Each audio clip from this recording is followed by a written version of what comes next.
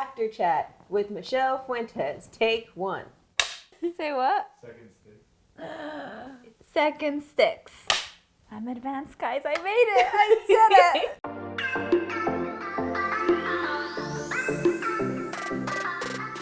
Hey y'all, I'm Jacquelyn Doggette, and welcome to Actor Chat, where we sit down with actors and people in actor-adjacent careers to find out what life is really like in the entertainment industry. Today, we're sitting down with a very talented, very wonderful actor named Mishelle Fuentes. I have had the pleasure of seeing Mishelle work on her craft because we train at the same studio. That's how we met. Yeah. And I don't remember how long ago. It feels like we've known each other for a very long time. Yeah. Like 4-ish years. We've known each other at least 4 years. At least, yeah. At least 4 for years. Sure, yeah. Yes. For sure. And I don't know if I've ever told you this, but one of the things I admire most about you and like you as an actor is your emotional life. Like watching you is always so interesting because you're so emotionally aware, which that's the job of act. Like everyone should be emotionally aware, but it's like your emotions are so close to the surface, like you're able to access them quickly. Is that something that comes naturally to you, or? You know what? The funny thing is that when I was little, my mom would have a saying, and she would get so mad because I would cry for everything and anything. Aww. And she would be like, Mishelle, stop. A fly could pass by and you'll start crying. And I was like, well, I don't know why I'm so sensitive and emotional. I just am. But I mean, I didn't know that it was going to benefit me or help me in the career path that I was going to choose. To me, I was just very in tune with my emotions. And, you know, I didn't find a reason to hide the way I was feeling. I just kind of felt. Yeah. You know, so I guess that kind of played into it later on, and it benefited me. Well, that's good. So it's almost like acting chose you instead of you chose acting. Like you were wired for it. Yeah, I was wired for it, but for a long time I didn't know why. And then I guess, you know, society kind of tells you that you need to be strong and tough. So as I was growing up, I kind of hid it. And then when I went to my first acting class, it was very hard for me to cry in front of people I don't know because I was like, whoa, like, I was told to not show any emotions and to be tough and strong. And now you're telling me that I need to be vulnerable in front of people I don't know. Like, that's weird. Like, I had a really hard time. And it's crazy that you pointed that was the one thing you noticed, because that was actually the hardest. Like, that was my weakness. Like, I couldn't cry for some reason. Yeah. But then when it did come out, I couldn't stop. So then after a while, when the teacher's like, okay, now that you're bawling, now we gotta bring it back. You gotta hold it in and then, you know, build it up. And then, so it was just like, wait, what? It was a lot going on. When my first acting class was like horrible. I literally almost quit after that day. Really? I was like, no, this is an emotional like roller coaster. I just can't. So it was like too emotional for you. I guess because of me trying and it being difficult for me, I ended up loving it in a weird way because it was hard work. That sounds so weird. No, it makes sense. Yeah. You like a challenge. Yeah. Yes. And it was like such hard work. And it was, I think, acting and like constantly going to acting classes and constantly being vulnerable and then trying to hold it in and then, you know when to be vulnerable again and then, you know, kind of taking it and telling those stories emotionally. I guess you could say it was the first time I found something that I didn't quit and I actually followed through. Interesting. Yeah, so my emotions played a big part of that. So that's why it's funny that you say that that's what you noticed, because that was actually my biggest weakness when I first started. Yeah. Obviously, they teach you to let it go and to separate the two things. That was what I was going to ask you. Do you feel like you have that separation between like what your character is going through and what you're going through? Like when you are showing all of that beautiful emotion, do you feel like it is Michelle's emotion or your character's emotion, or is it both? Like, what is that dynamic like for you? Okay, we talked about this earlier, but I actually am very uncomfortable too. I said yes. I was very uncomfortable being myself on camera. Yes. So the fact that I would tell myself, you're not being yourself right now, you're being a different character. In my mind, my emotions, my mannerisms, everything is from that character. But then I had a hard time like thinking, okay, if I'm being a completely different person, I kind of am not, because that person is me. Yeah. I'm giving a piece of me and just changing the way I talk, the way I look, the way I dress, my mannerism, but they're still coming from me. Yeah. So it is hard sometimes to make that difference between the characters and me, because sometimes when I end that character, I still kind of do the mannerisms because it's already built in me, because I'm practicing in my character, like talk really fast and I'm all doing this and I'm and I use my hands a lot. I end up using my hands a lot. But then I have to go back and remember, like, that's not me. Like, what do? Because you don't want to take all of those stories home. Yeah. Because they are so... They have so much going on in their lives that I don't necessarily want to invite into mine. Yeah, and that's why, like, it's best to know what your hobbies are if you have some, and if you don't get one. It's good to know where you came from. The hardest thing is when a character is so close to who you are. Yes, I had the most trouble with that. If a character is different from me, I'm fine. Yes. I can easily click back. Like, it's very easy to separate. But when it's close, oh my gosh, a panic attack trying to get out of this character that I associated with really well. It was like my body did not want to separate from the character because it was already so close. Yes. And that is a crazy line to walk. Music is a big part. Me too! Music's such a big part. I grew up with music. That was actually the first kind of artsy thing that was introduced in my life, was music. Because my dad, he was very into classical rock, like Guns N' Roses, the Rolling Stones. So music really played a lot in my characters.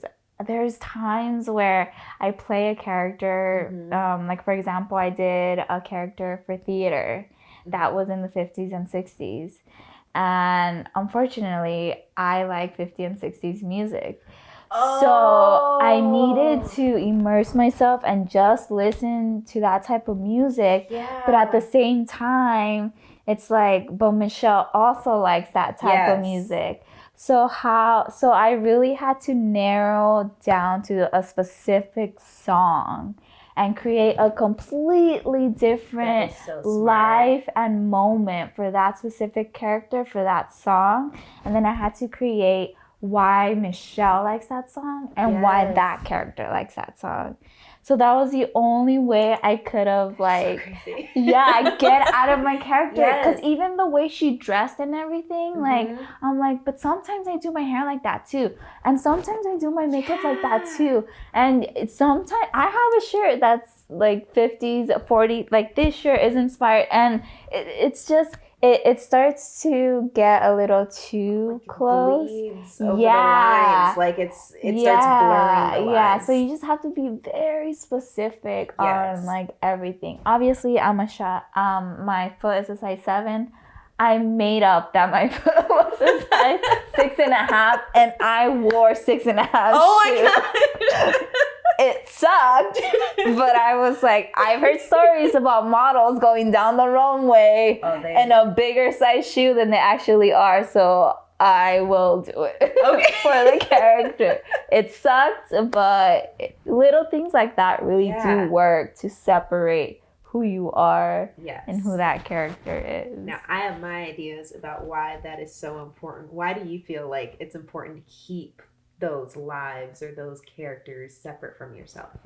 I just don't want it messing with who I am. You know, I feel like the characters could be completely different from who you are, which are obviously our favorite characters. Yes. And they could be characters that are very close to who you are, but once you start mixing their stories and your stories, then you start to you lose who you are. Yeah. And the only reason why you're getting cast for those characters is technically because of who you are and what you've experienced, and you bring it to the table. So if you kind of lose, so if you lose who you are, then you're kind of losing the special that's in you, you know, what's special within you that's bringing that character to life. Yeah, that's what I think. I don't know. Yeah. Or how do you? So for me, it's like mental health. Oh, like, yeah. Because that's very true. I don't know. I feel like the mind is both flexible and rigid. Like, it's imaginative and it can go to all these different places. But once it's been doing something for a while, it believes that's reality. Yeah. And like I said, like, I don't want to live my character's reality. Like, I've spent all this time on this earth building my reality and my life, making it a certain way that I don't just want to divert from that and believe I'm this other character, because it sounds silly to say you believe you're someone else. But when you're really in it, like, I have dreamed in character. That happens. I've done that too. I've had dreams in character. I remember, like, my moment of breakthrough was actually not in the middle of a scene. Like, I had the scene and then I stepped off of the stage or set or whatever, and I had a meltdown from the character perspective. Whoa. Like, because I just had like a really emotionally charged moment as the character. And so the scenario is like, I'm fighting with my boyfriend, like, things aren't going well, I step off the scene or out of the scene. And I think as the character, I was like, I'm going to have to leave him. And I had a full meltdown. Oh my God. And I was like, that was a moment, like, I always knew as a general idea that it's important to keep things separate. Yeah. But that moment, I was like, oh, this is why. Like, that moment was okay because it was like so close to what had just happened. Like, it was literally as soon as I stepped away, and he couldn't see me anymore because I had to be strong in the fight. Yeah. And I stepped out and, like, we're away from the fight, and I was like, I'm torn up. That's amazing. And I thought it was such a beautiful moment. Yeah, I was just going to say that. To see only an actor, like, that probably sounds crazy. It sounds crazy. But only an actor would think that's beautiful, because it's kind of like you're so into that character that you're not even in the scene, but you're still in your character and you're having the most human possible feeling you could have. That's not well, I mean, it's yours. It's you, but it's not, though, because I was thinking what she was thinking in that scenario about him, who wasn't, you know, like, because you had empathy, you related with them, and I felt what they would feel, and I was like, oh my gosh, which was a gorgeous moment. But I also realized, I was like, you have to be really careful, and I couldn't take that home, you know, because, like, I have a boyfriend, like, I have, like, my own situation, I have my own life, and I can't take any of those, like, we're not having a fight, I can't take the feelings of that fight home and, like, apply them to my real life. So that's where the separation is important to me. I love feeling all those feelings on the day of the shoot, on the day of set, like, as I'm working on the character. But then when I'm done, I need to leave it there and not take it home. Yes. And for me, music is a huge part of that too. Yeah. Like, I have a playlist for the character that I play before, and I have a playlist for me that I play after. Yeah. It's like, we're done here. Oh my gosh. That was great. See you tomorrow. I love that you share that story with me. Yeah. I really love that story. That's amazing. That's like, it feels like the moment we work for. Yeah. Like, that's what we're putting all the work and research and effort and practice, and, like, to have that moment where we completely feel and live as the character. And I think the biggest prize from that is that the fact that you could feel that and let it go and not have it affect you. Yes. Because we also have to think like, it is like a mental health thing. It really screws with your brain. These are emotional gymnastics. Yeah, it really is. Yeah. And I mean, we already go through a lot in our daily lives. Yeah. And not to mention we picked a weird job. Yeah, we did pick a Why did we do this? I don't know. I really don't know. But I love it. I love it too. Yeah. And the thing too that we have to remember too is that not separating our characters from who we really are, it doesn't only affect us mentally, but it also affects the people around us, like our friends and our family. Yes. Because they already have to deal with us trying to be 5 different people. So it really does affect everyone and everything we do. Mm-hmm. So separating is very, very important. And there's some days where you just can't separate, but you have to. Like I think that's one of the most important steps of your training if you are going to be an actor. Mm-hmm. That's like the number one thing you should learn is how to separate yourself and the character. It's just important. It's very important. And I don't think a lot of people, well, from my experience from the acting studios I've gone, that's not really the number one thing. And I think that should be the number one thing, because you shouldn't die for your art. You should live for it, right? Yes. Oh my gosh. You know how there's some addiction to like toxic relationships? Yeah. I think that's the attraction to like, I'm tortured for my art. Like, it gets addictive. Like, I haven't felt that particular addiction because I went through things in my own life where I'm like, oh, let's avoid the toxic part. Like, as much as you get used to it and like gravitate towards it, it's like, let's get around. Well, I have an anxiety disorder and I deal with depression. So like I dealt with depression too though. Yeah. But the thing that's so funny that for you didn't, but for me that was the thing that attracted me. Was like the dramatic torture, because I knew, I could cry on cue, I could be angry. Like, I love the pain. I could release it finally. I could do it through this character. I was living that in my everyday life, which was a lot for everyone. Yeah, no, so I did that in everyday life. Yeah, okay. I did that in everyday life first. And then that's how when I got to like, I'm doing acting, like I'm going to be a professional actor. This is my career. Yeah. I was already like, oh, this is not a healthy addiction. So let's not live in the chaos. Yeah. And so I think I was able to have healthy boundaries in acting because I had already lived through not having healthy boundaries in my personal life. Oh, wow. Yeah. So now it's all about boundaries. There are boundaries everywhere. Like, not today, Satan.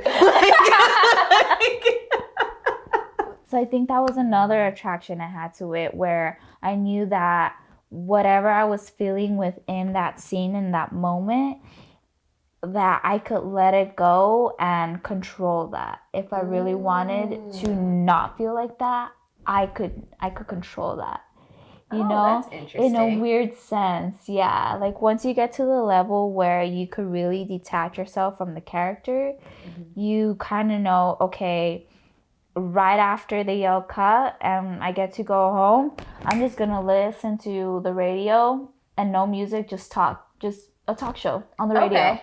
And then you just detach. And then all of a sudden you're just like, I'm Mishelle, I think that takes practice though. It does. It took a while. Like just starting. Yeah, no, it'll take a while. But once you no way I was gonna be like, and I'm done.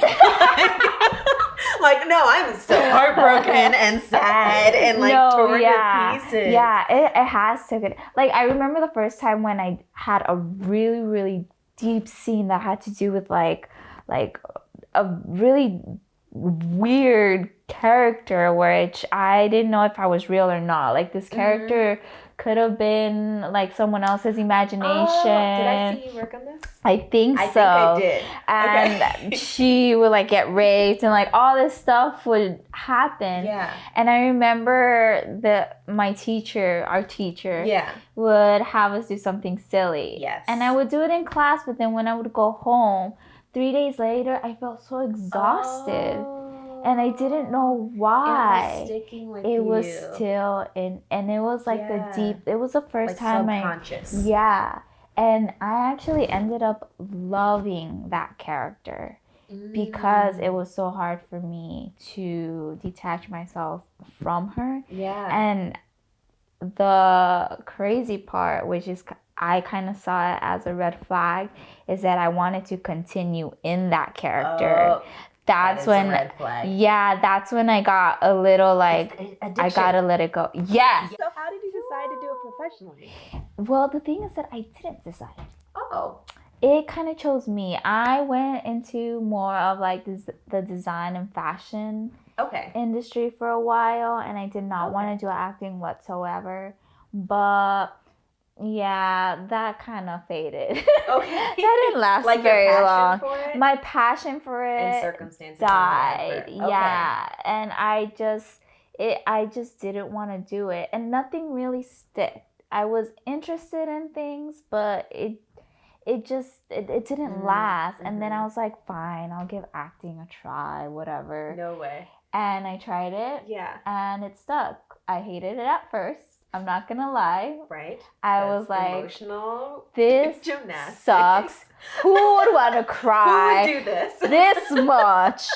You know, you have to do all this work. Like no one knows that. That there's a lot of pre-working that you have to do before the actual writing and researching and like coming up with a full backstory. Yes, and I didn't know that. Yeah. I thought like, oh hey do you know how to cry? Lines. There you go. Yeah. You know, you're the right age. Yeah, she's a teen. She could be a teen. Play a teen. I was like, I thought this acting thing was like you just stand in front of the camera and say a couple lines and then there. Nah. No, it wasn't, and I hated it. But like you said, it was faith because I kept coming back for some reason. I did not know why. Maybe it had to do with the fact that I have an athlete background, and you know I'm okay with being challenged or whatever. But it really is a lot of hard work before you're actually on camera doing the scene. That's the easy part for me. Doing the once you're on set and you just kind of let go and let things happen, that's the easy part. It's all the work before. It's also hard understanding how important that part of the process is because it's actually easier when you have that process down when you're on set rather than when you don't know what you're doing before and then you go on set and then that's when you start thinking, well, am I giving what the director wants? What's my motivation? Yeah, what's my motivation? Like, am I doing this right? No one complimented me. No one said good job. Like, how do I know if I'm doing it right or wrong? Like, it just, it's a whole, I think most of the work happens off camera than on camera. Yes. That's what it is. It's the whole glacier situation where like everything is below the surface and all you see is like the finished product. Yeah, that's very true. Yeah. Where do you want all this to go? Like your career, like what is the ultimate dream here? The ultimate dream. Yes, the ultimate role. It's to be a star, darling. It's to be a star. I need to be a star. Is that the dream? That's the dream. No. The dream would be if I could get to the point where I could create my own content with my friends that are also actors and just make, I guess, film. I really like films. I like TV shows and theater too, but I grew up with films. Okay. So I guess just making films that make people laugh. The dream is if I could get to the level where I could just cast my own actors in my own films and be in the film too. Yeah. And cast the crew myself and stuff. And I think that would be pretty cool. You know, eventually making my own movies and being a director.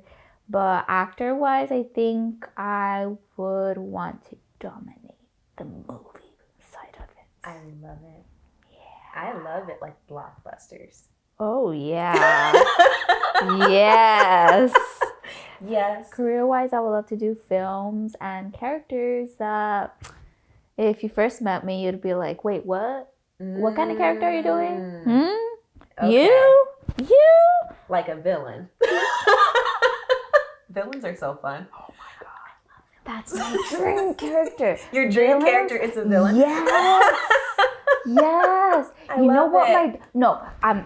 This is going to sound crazy. Okay. But my dream character is fighting myself. 5 different characters in the same movie. That does not sound crazy to me. I love that. Right? 5 different characters in the same movie and they're all trying to kill each other. That would be crazy. I'd love to see you in this movie. Yeah, me too. I just want to make movies that take people out of reality and give them a break, I love that. Of the world, because the world is... So that's the beauty about movies, and that's why I like it, because it takes me out of whatever stressful situation I have, makes me cry, makes me laugh, and that's basically my dream come true. All right. Well, on that note, is there anything you're working on that you want people to know about, or your social media sites or anything? Well, I started to get into vlogging, so I do have a YouTube channel. It's called Miss Cali Girl. Yeah, I know, so basic, but whatever. I think I've seen it. Okay, well, I'm checking this out. I basically started because I wanted to get more comfortable being myself on camera. And it's actually helped me a lot in auditions, especially commercial auditions. Because commercial auditions, a lot of people don't know, but it is personality based. Improv class helped me a lot with that. So you're vlogging for that comfortability. I mean, improv does help. Yeah. But I think vlogging every day, or even if you don't post it, like just recording yourself every day, you start getting used to it. Yeah. But anyways, aside from the YouTube channel. So check out Miss Cali Girl on YouTube. I have an Instagram. Yes. What is it? It's at Mika Mishelle. And then on Facebook you can find me as Mishelle Fuentes. And that's basically it. Thank you so much for coming on Actor Chat. Yes. This has been Mishelle Fuentes. I'm Jacquelyn Doggette. Thank you for watching, and we'll see you next time. Bye.